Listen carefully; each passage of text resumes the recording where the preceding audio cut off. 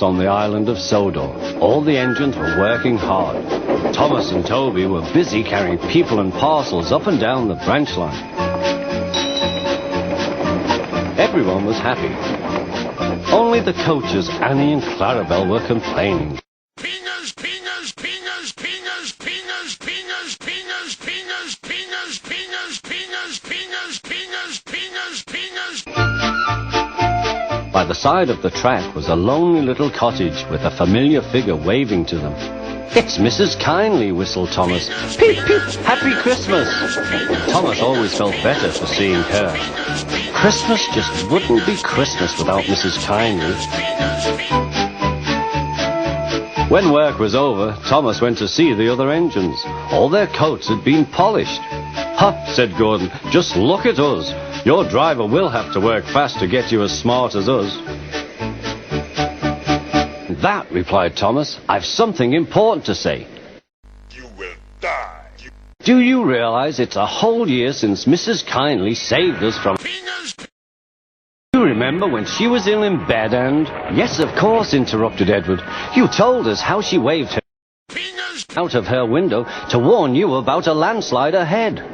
And you and Toby gave her presents," Percy joined in. "And the Fat Controller sent her to Bournemouth to get better." "But," said James and Henry together, "the rest of us have never thanked her properly." "Exactly," said Thomas. "So now I think we should all give her a special..." Everyone was getting very excited, and the drivers felt sure that the Fat Controller would agree, as indeed he did. The engines were all busy making plans when silence fell. The Fat Controller had bad news.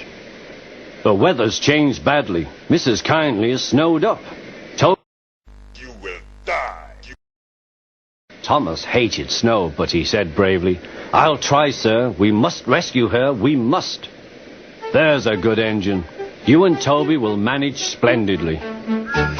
Thomas charged the snowdrifts fiercely.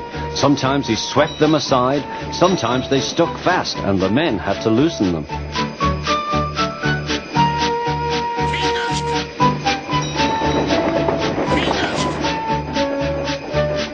But at the cutting near the cottage, they could go no further. "Look at that!" exclaimed Thomas's fireman. "Peep, peep, peep! Here we are," whistled Thomas. An answering wave came from an upstairs window. Then they heard a familiar sound. "That's Terence," said Thomas. "He's come to help too."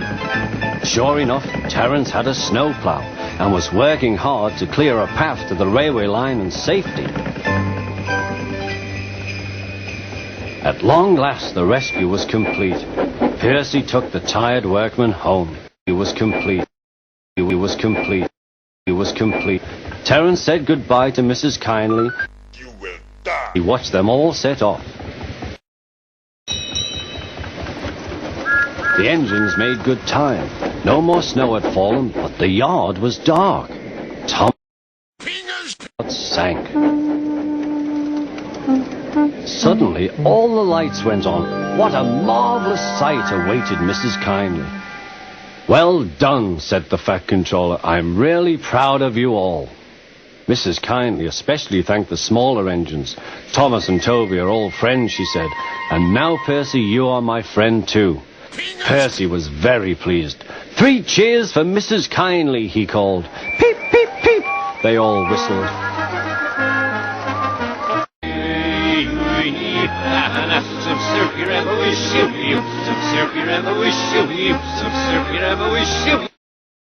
Thomas the Tank Engine and his friends thought it was the best Christmas ever, and Mrs. Kindley could think of nowhere she would rather live than here with them on the island of Sodor.